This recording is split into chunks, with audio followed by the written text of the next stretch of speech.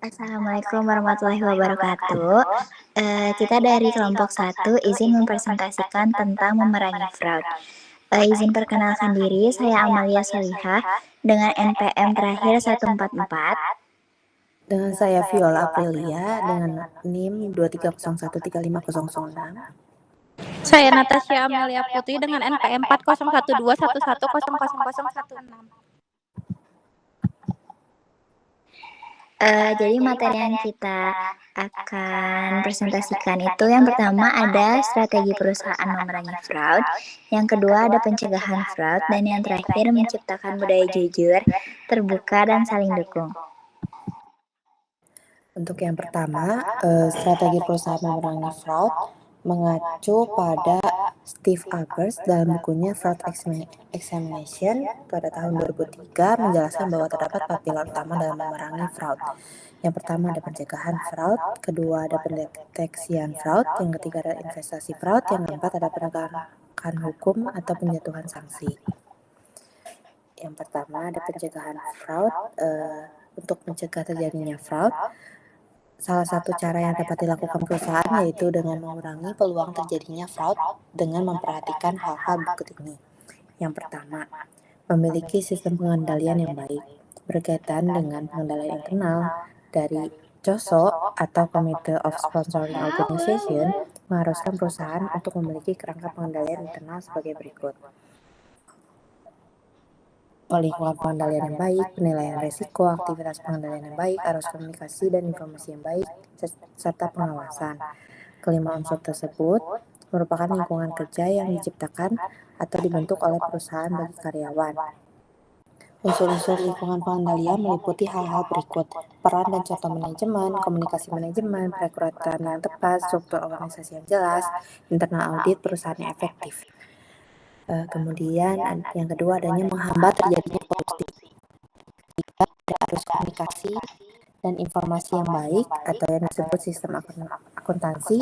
Setiap fraud pasti meliputi tindakan kecurangan, menyembunyikan kecurangan, dan konversi. Sistem akuntansi yang baik dapat menyediakan jejak audit yang dapat membantu fraud ditemukan dan mempersulit persembunyian tersebut.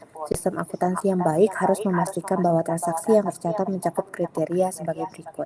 Sistem akuntansinya sah, diotorisasi dengan benar, lengkap, diklasifikasikan dengan benar, dilaporkan tepat waktu, pada periode yang benar, dinilai dengan benar, dan diikhtisarkan dengan benar. Kemudian terdapat SOP dan pengendalian aktivitas karyawan. Aktivitas atau prosedur pengendalian ini bertujuan untuk agar perilaku karyawan sesuai dengan apa yang diinginkan perusahaan dan membantu perusahaan dalam mencapai tujuan. Diperlukan 5 prosedur pengendalian yang utama, seperti pemisahan tugas atau pengawasan ganda, sistem otorisasi, pengecekan independen, pengamanan fisik, dokumen, dan pencatatan.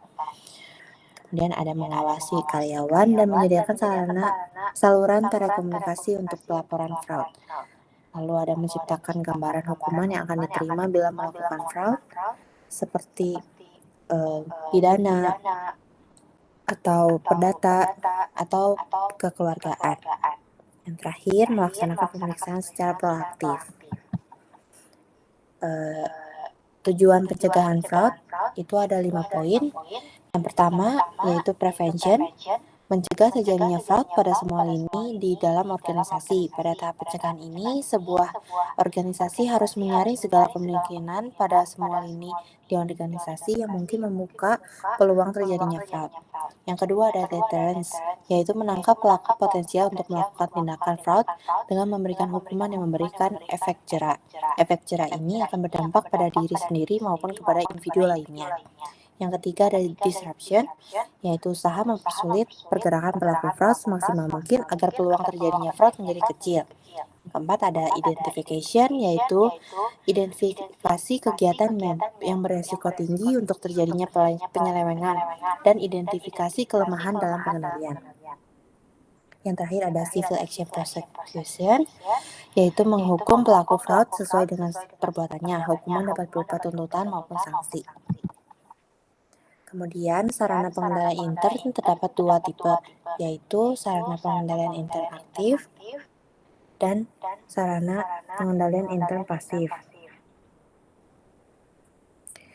Untuk sarana pengendalian interaktif terdiri dari 3 poin, yaitu pengendalian akses secara fisik, pengendalian persediaan secara real-time, dan pemisahan tugas.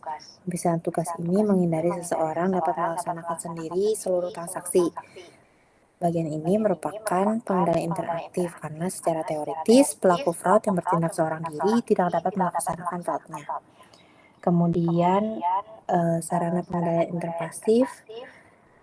Poin pertama, ada pengendalian yang khas untuk masalah yang dihadapi, atau yang kita sebut customized control.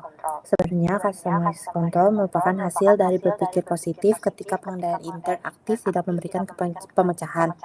Pengendalian intern pasif ini customized untuk masalah yang dihadapi. Yang kedua ada audit trials atau jejak audit. Sistem yang terkomputerisasi seringkali menggunakan pengendalian intern pasif karena ada jejak-jejak mutasi atau perubahan dalam catatan yang ditinggalkan atau terekam dalam sistem.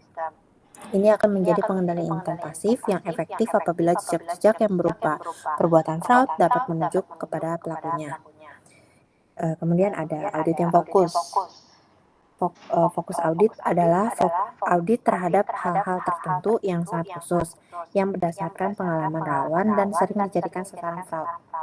Kemudian ada pengintaian atas kegiatan, atau yang kita sebut dengan surveillance of key activities. Pengintaian ini dapat dilakukan dengan bermacam-macam cara, mulai dari kamera video yang merekam kegiatan di suatu ruangan, sampai ruang kaca dengan cermin satu arah. Surveillance juga dapat dilakukan dengan jaringan komputer dari waktu ke waktu untuk melihat kegiatan pegawai yang memanfaatkan fasilitas kantor. Kemudian yang terakhir ada rotation of key personnel, untuk pemisahan tugas. Rotasi karyawan ini merupakan pengendalian intern pasif yang efektif kalau kehadirannya merupakan persyaratan utama dalam melakukan fraud. Yang selanjutnya, ada pendeteksian fraud. Pendeteksian fraud umumnya dilakukan jika ada gejala tertentu. Namun terkadang, gejala yang timbul merupakan sebagian kecil dari fraud yang besar. Oleh karena itu, untuk mengurangi terjadinya fraud, perusahaan harus mengubah konsep pendeteksian fraud yang awalnya reaktif atau hanya mencari bila ada gejala menjadi proaktif, yaitu melakukan pencarian fraud secara rutin walaupun tidak ada gejala yang nampak, karena bisa jadi gejala tersebut tidak secara eksplisit. Lalu ada meningkatkan persepsi pendeteksian. Hal terbaik yang dapat dilakukan entitas untuk meminimalkan kecurangan adalah dengan mencari biaya yang menguntungkan, cara untuk meningkatkan persepsi pendeteksian. Beberapa cara untuk meningkatkan persepsi pendeteksian meliputi yang pertama itu ada pengawasan, yang kedua ada tip anonim, yang terakhir ada audit kejutan. Lalu ada investigasi fraud. Investigasi fraud umumnya hanya dilakukan bila ada gejala yang terdeteksi. Kegiatan ini biasanya meliputi pertanyaan-pertanyaan, seperti apakah fraud benar-benar terjadi, siapa pelakunya, mengapa ia melakukan demikian, bagaimana ia melakukannya, kapan fraud terjadi, dan di mana bagian yang terkait. Investigasi berguna untuk menentukan apakah gejala yang nampak benar-benar menunjukkan adanya fraud atau hanyalah kesalahan yang tidak disengaja. Ada juga penegakan hukum atau penjatuhan sanksi kepada pelaku fraud. Ketika fraud sudah terjadi, pihak yang dirugikan seperti perusahaan maupun itu stakeholder harus menentukan tindak lanjut apa yang harus dilakukan untuk menangani fraud tersebut, baik secara perdata, pidana, maupun secara kekeluargaan. Selanjutnya ada menciptakan budaya jujur, terbuka, dan saling mendukung. Upaya memberantas adanya segala bentuk kecurangan perlu ditingkatkan adanya suatu kejujuran, keterbukaan, dan saling membantu antara pihak internal perusahaan dan pihak auditor yang ditunjuk mengurusi laporan keuangan perusahaan. Budaya kejujuran, keterbukaan, dan saling membantu. 4 faktor menciptakan budaya jujur, terbuka, dan saling mendukung. Yang pertama, merekrut karyawan yang jujur dan menyediakan pelatihan akan kesadaran fraud. Yang kedua, membentuk lingkungan kerja positif. Yang ketiga, menyebarkan pemahaman yang baik dan kode etik yang dapat diterima. Yang terakhir, mengimplementasikan employee assistance program. Selanjutnya ada eliminasi kecurangan.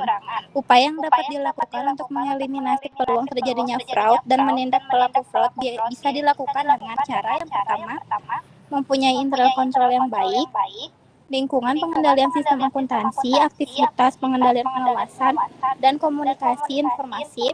Yang kedua, meminimalkan kolusi di antara karyawan. Yang ketiga, menginformasikan dengan jelas kepada supplier dan pihak terkait lainnya tentang kebijakan perusahaan melawan fraud. Yang keempat, mengawasi karyawan. Yang kelima, memberikan sanksi terhadap para pelaku fraud. Yang terakhir, melakukan audit secara proaktif, mengidentifikasi resiko yang muncul, mengidentifikasi gejala dari masing-masing resiko, membangun program audit secara proaktif, melihat gejala atau tanda dan kemunculannya. Sekian dari kelompok kami. Sekian presentasi dari kelompok kami. Mohon maaf bila ada kesalahan. Wassalamualaikum warahmatullahi wabarakatuh.